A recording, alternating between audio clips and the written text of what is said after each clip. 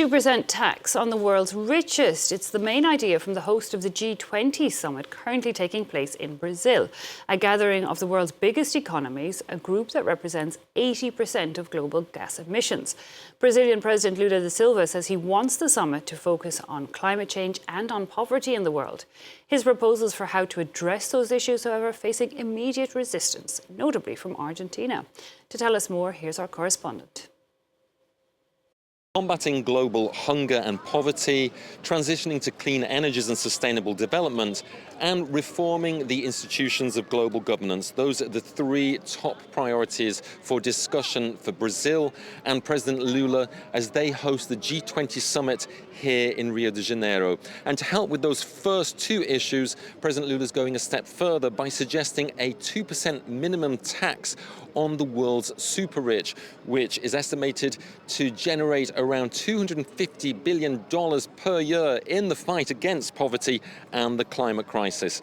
Now, while most of the members of the G20 are on board with these propositions by President Lula, there's an elephant in the summit, in the room here, and that is the US President-elect Donald Trump, a well-known climate skeptic who took the US out of the Paris Climate Accord in his first term as president, and also not a great fan of these institutions of global governance. Now, while he's not here at the summit in person, he will have a very strong ally here. That's President Javier Milei, the far-right leader of Argentina. And he's already been objecting to the final statement that's being drafted for the summit.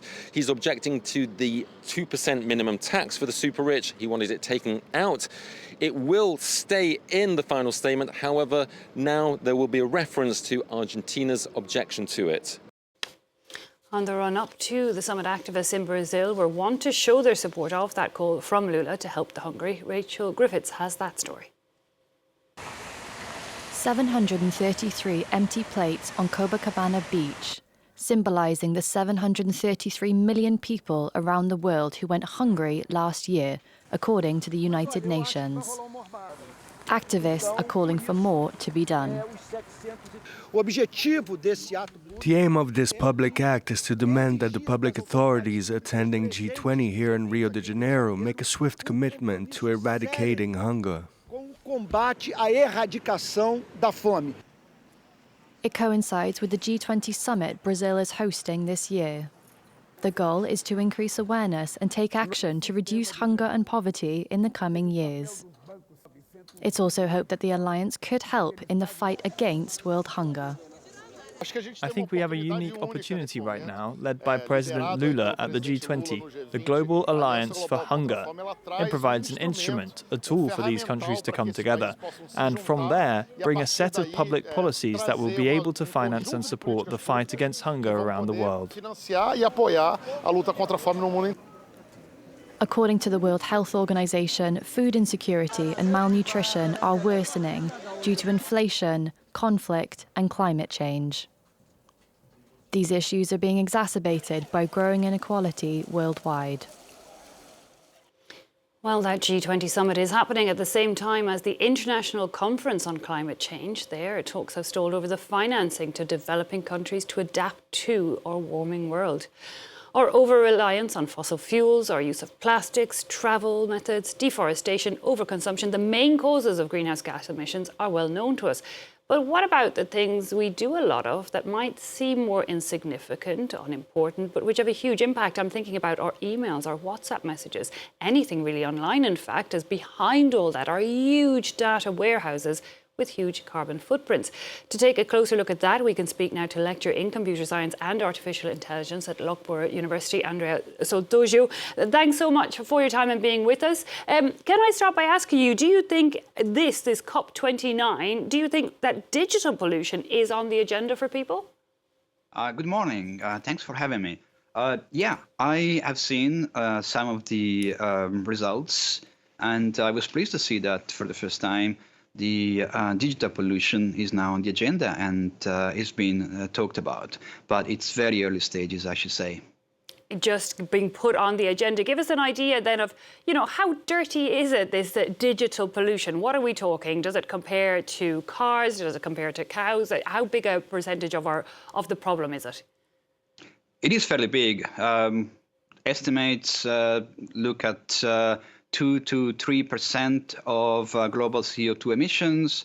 So they place the amount of CO2 that we generate via the digitalization process even superior to that of aviation. And so that's a significant amount. But what is even more important is that the trend with the increase in use of our digital platforms, and particularly with artificial intelligence, this number is going to go up significantly in the next few years. Yeah, and if it's only hitting the agenda and still not getting quite a lot of focus, 2 to 3% is quite a sizable chunk. We can look at AI in a moment, but I'm thinking, you know, of the tools we all use on a daily basis. And I know here at France 24, there's a lot of emails sent. I mean, does something as small as an email have an impact? It does, because emails are everywhere and are there all the time. And there is also the impact of what's called dark data.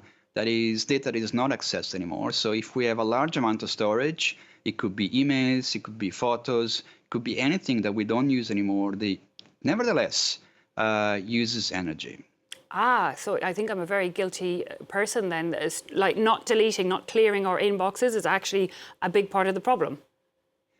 It is a part of the problem. How big that is hard to tell because everything contributes significantly.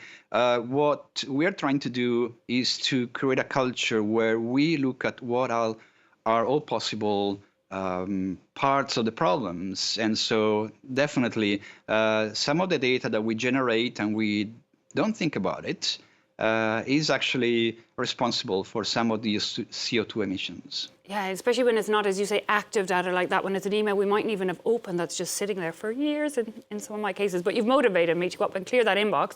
And I'm also wondering, you know, are the apps on my phone, are the WhatsApp messages also part of the problem? Absolutely everything, as particularly as things are on the cloud and we want to have access to something, right? You want to have access to maybe a photo you took 5 years ago. And so that ability to always fetch what you want, but which you don't do normally, right? And so all this data is increasing the energy requirements of very large data centers. And I think the problem is that every time we buy a new phone, it has new memory capacity, it has bigger cameras for more pictures. And what is worrying is that we're not really thinking so much about it yet. No, indeed. OK, so I'm getting the message. Start printing things out, keep a hard copy, maybe go back to using the old-fashioned landline telephone, which I'm one of the rare people I still have. But I know you work specifically in artificial intelligence. You study that quite a bit. And it looks like there may be a solution to some extent on that front, and it's sharing that intelligence.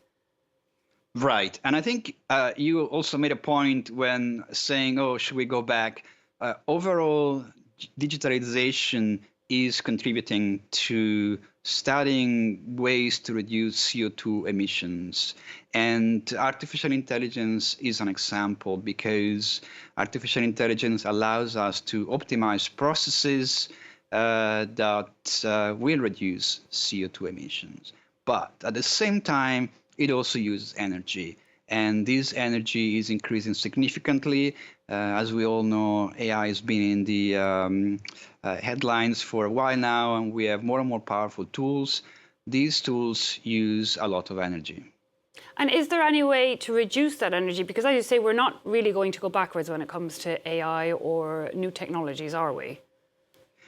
Absolutely. There are ways to do so. But because we are at the very early stages, I don't think we are making significant efforts yet, but we're focusing on pointing out what are the potential drawbacks. If you think about many other processing technology had a similar process. For example, when cars were invented, everyone was happy and everyone thought, that's great, let's build a lot of cars. And it took many decades before people start thinking, oh, wait a minute, actually they do pollute, let's do something about it. And I think the same process has to happen with digitalization and artificial intelligence. Let's just hope it happens slightly quicker than it did with our car industry, given the state of the world today. Mr. Andrea Soltoggio, thanks so much for your time and joining us here on France 24. My pleasure. Very much appreciated.